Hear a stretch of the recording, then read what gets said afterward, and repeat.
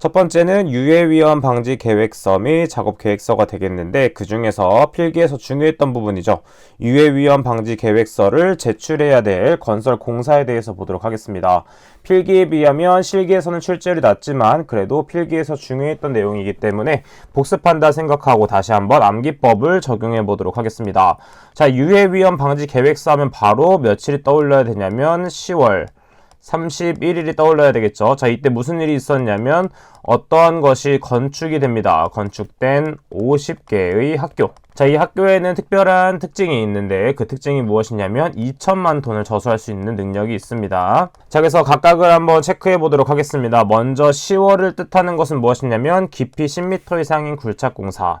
그 다음에 31일과 건축대는 무엇이냐면 지상 높이가 31m 이상인 건축물 또는 인공구조물. 그 다음에 50개의 학교는 최대 지간 길이가 50m 이상인 다리의 건설. 그 다음 마지막으로 2천만 톤 저수는 저수 용량이 2천만 톤 이상의 용수 전용댐 같은 것들에 대한 공사가 되겠습니다. 자, 이 네 가지는 반드시 외워줘야 되겠고 나머지 부분에 대해서도 가볍게 체크를 하면서 봐주시면 되겠죠. 자, 다음은 유해 위험 방지 계획서의 제출 기한과 첨부 서류에 대해서 보도록 하겠습니다. 먼저 건설 공사일 경우에는 유해 위험 방지 계획서를 해당 공사의 착공 전날까지 공단에 2부를 제출해줘야 되겠고, 자, 이거 건설업과 비교하는 것이 바로 제조업이 됩니다.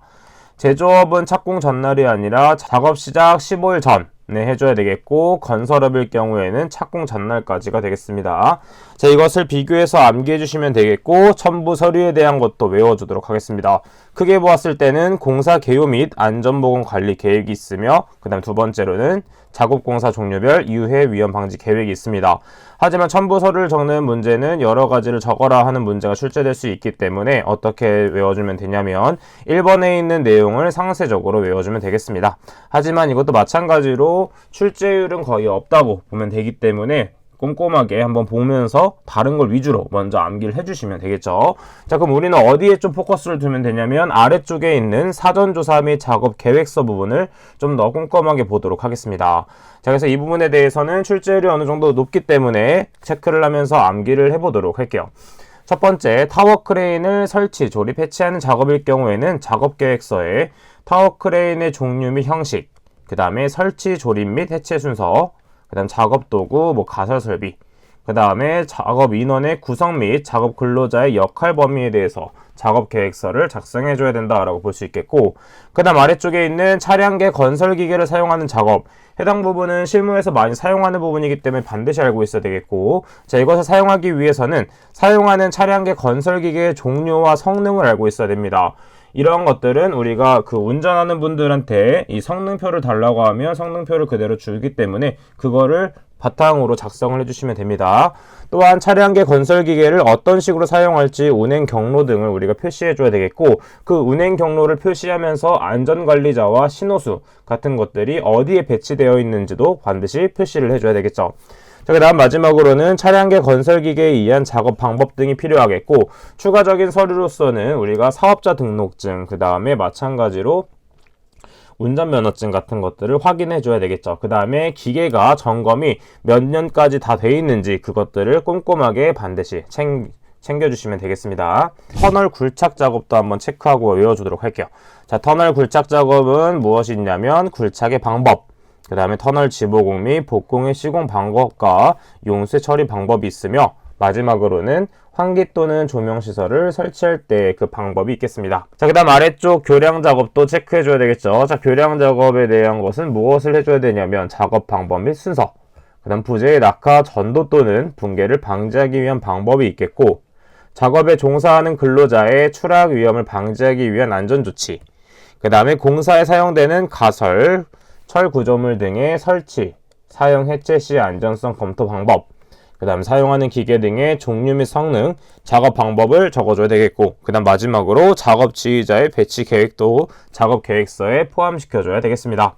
자, 그 다음 페이지 넘어가서 건물 등을 해체할 경우에는 작업 계획서에 무엇을 추가해줘야 되냐면 해체하는 방법과 순서 도면이 필요하겠고, 그 다음에 방어 설비, 환기 설비 등의 방법, 그 다음에 사업장 내에 문제가 발생했을 때 연락하는 방법과 해체물이 나왔을 경우에 어떻게 처분할지의 계획, 그 다음에 해체 작업용 기계 기구 등을 어떤 식으로 사용할지와 해체 작업용 화학류 등을 어떤 식으로 사용할지 계획을 해서 작업 계획서에 추가를 해주시면 되겠습니다. 그래서 나머지 부분에 대해서는 그냥 안 보는 것이 아니라 표시한 것을 조금 더 꼼꼼하게 외운 다음에 나머지 부분에 대해서는 정독을 해준다라고 생각을 해주면 되겠죠. 자, 다음은 건설업 산업안전보건관리비 부분 보도록 하겠습니다. 이 부분은 필기에서는 좀 중요했던 부분인데 실기에선 상대적으로 출제율이 낮기 때문에 해당하는 부분만 빠르게 체크하고 넘어가도록 하겠습니다. 먼저 건설업 산업안전보건관리비의 계산 및 사용에서 공사의 종류 정도만 체크해 주도록 하겠습니다.